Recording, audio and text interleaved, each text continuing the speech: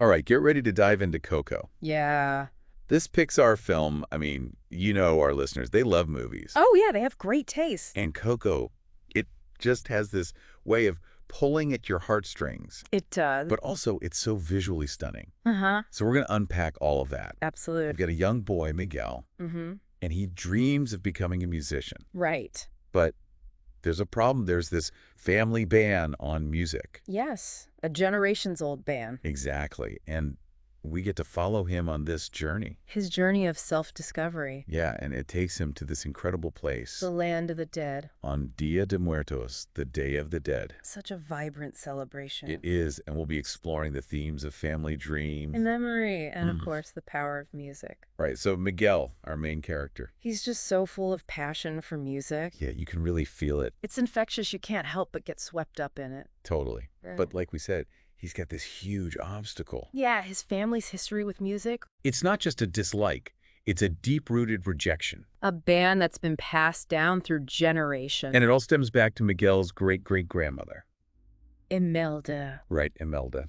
Her story is heartbreaking. Right? It is. She was abandoned by her husband. He was a musician. Of course. He chose music over family. Left her to raise their daughter Coco alone. Alone. Imagine that pain. It's heavy stuff. No wonder music is forbidden. That pain turned into a deep resentment. And that resentment shaped their family's view of music. It became their legacy, sadly. But Miguel, he's determined. He's not going to let the past dictate his future. He wants to follow his dreams, even if it means going against his family.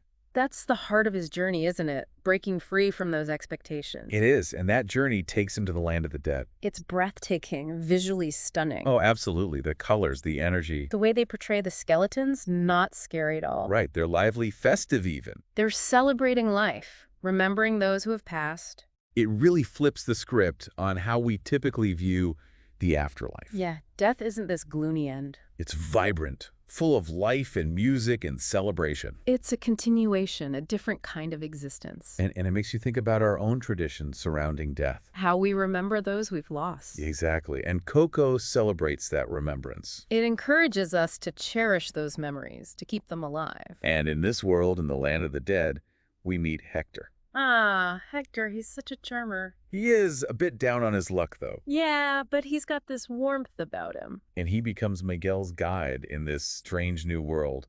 Their relationship is something special, wouldn't you say? Definitely, it's not just a guide showing a tourist around. There's a real connection there. They both need each other, even though that their goals are different. Miguel wants to get back to the land of the living. He needs Ernesto de la Cruz's blessing to do that. Right, that's his main motivation. But Hector, he yearns to see his daughter.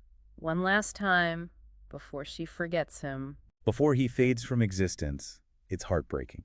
It adds this whole other layer to their dynamic. It does, and speaking of different motivations, let's talk about Ernesto de la Cruz. The musical legend. The icon, Miguel, idolizes him. He's everything Miguel wants to be. The fame, the fortune, the adoring fans. He's larger than life. But there's more to de la Cruz than meets the eye, right? Yes, there are layers to his persona. A carefully crafted image. And as the story unfolds, we start to see the cracks, The darker truth beneath the surface. the price of fame, the compromises made along the way.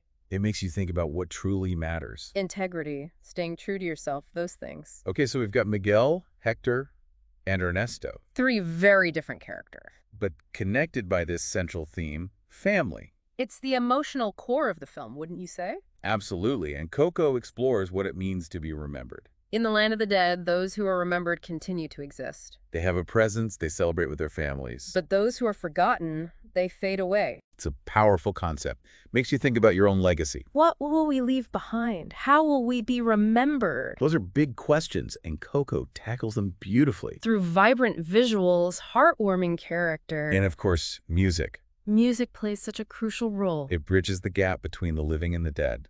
It conveys emotions, preserves memories. Connects generations. It's the heart and soul of the film. It is, and we'll delve deeper into that after the break. We'll be back with more on Coco and the magic it brings to life. Stay tuned. It's amazing how much work went into making Coco so authentic. Oh yeah, the details are incredible. Like director Lee Unkrich, he Huh. spent years immersing himself in Mexican culture. Years. Wow, that's dedication. It really shows in the film, Every little thing. I know, from the land of the dead to the clothes. And the music, of course. Everything feels so genuine. You can tell they cared. They had cultural consultants, too. Really? Yeah, making sure everything was accurate. That's awesome. So that it wasn't just a Hollywood interpretation. Exactly. They wanted to get it right. And they even cast actors of Mexican descent. Adding another layer of authenticity to it. Speaking of the actors. Anthony Gonzalez as Miguel, he was perfect. He was. So much energy. Captured that youthful passion. You could really feel Miguel's love for music. And Gael Garcia Bernal as Hector. Oh, he was fantastic. So charming, brought so much warmth to the character. You couldn't help but love him. Even though he's, well, a skeleton. Right, they made a skeleton lovable. It's amazing. And Benjamin Bratt as Ernesto de la Cruz. Oh, he was great too. So charismatic, but with that hint of darkness. As the story goes on, you see more of that darker side. Yeah, the casting was really spot on for this film. It was. They really brought those characters to life. And I think it's impressive how they handle these big themes. Like death and grief. Right, they could have been really heavy. But they made it accessible for all ages. It's a celebration of life, remembering loved ones. And they incorporated Dia de Muertos so beautifully. For those who don't know, it's a Mexican tradition honoring the dead. Not mourning them, but remembering them. Exactly, celebrating their lives. And the music in Coco, oh The man. music is just phenomenal. Each song is so memorable. And they fit perfectly within the story. Like Remember Me. So powerful. It changes meaning as the film goes on. At first, it's Ernesto de la Cruz's big hit. Right, his signature song. But then we learn it's actually Hector's lullaby for Coco. It's a reminder that music can connect generations. It's a beautiful thing. And the way they use it in the climax. When Miguel sings it to Coco, bringing back her memories. I get chills just thinking about it. It's so emotionally powerful. Okay, so we've talked about the animation, the characters. For the music, Anything else about Coco you think deserves a shout out? well, it was hugely successful. I mean, it's Pixar, right? Yeah, but this one was special. Won 2 Academy Awards Best Animated Feature and Best Original Song. for Remember Me, of course. And it was the highest grossing film in Mexico ever. Wow, that's impressive. It shows how universal this story is. It's about family, memory, following your dreams. Those are themes that resonate with everyone. And it's just a fun movie to watch. The colors, the characters, the music, it all comes together. It's the kind of film you can watch again and again. And each time you notice something new It sparks conversations too. about life, death, the legacies we leave behind. Deep stuff, but it's handled so well. But even with all the praise, There were some critics, some thought it relied too much on Pixar formulas. and that the story was predictable.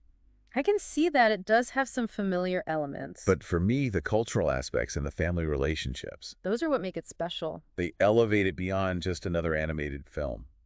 And the pacing, I thought it was great. Yeah, it never felt slow. They balanced the humor, the suspense, the emotion. Perfectly, you're right. That's the mark of good storytelling. You're engaged from beginning to end. And that's what makes Coco so beloved. It offers something for everyone. A lasting impression no matter who you are. It reminds us that even in death, there's beauty and joy.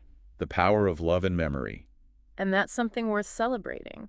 It's interesting how Coco makes you think about success differently. Right, it's not just about fame and fortune. You've got Ernesto de la Cruz, he's got it all. On the surface, yeah, he's the big star. But is he really successful? That's the question the film asks. Because then you have A Hector, forgotten musician. but his legacy is what matters. In the end, it's about the impact you have on others. The connections you make, the love you share. Those are the things that truly matter. Ernesto was so focused on being remembered, On having his name in lights. but he lost sight of what was important. He compromised his integrity along the way. And that's the message, isn't it? True success isn't about accolades. It's about the love you leave behind, The memories you create. the way you touch people's lives. Those are the things that make a life meaningful. And Coco does such a great job of showing that Through this vibrant story. with these amazing characters. And the celebration of Mexican culture. It's a film that really sticks with you. It makes you think about your own legacy. What will people remember about us? What stories will they tell? What mark will we leave on the world? It's a powerful question, and Coco inspires us to ask it. To think about what's truly important in life. And maybe, just maybe, Those memories will be sparked by a song. a familiar melody that brings it all back. Just like Remember Me for Coco. Music has that power, doesn't it? It connects us, evokes emotions. Keeps those memories alive. It's a universal language. And on that note, We've come to the end of our deep dive into Coco. We hope you enjoyed exploring this film with us. Remember to like, comment, and subscribe for more great movie reviews. And until next time, keep those memories alive.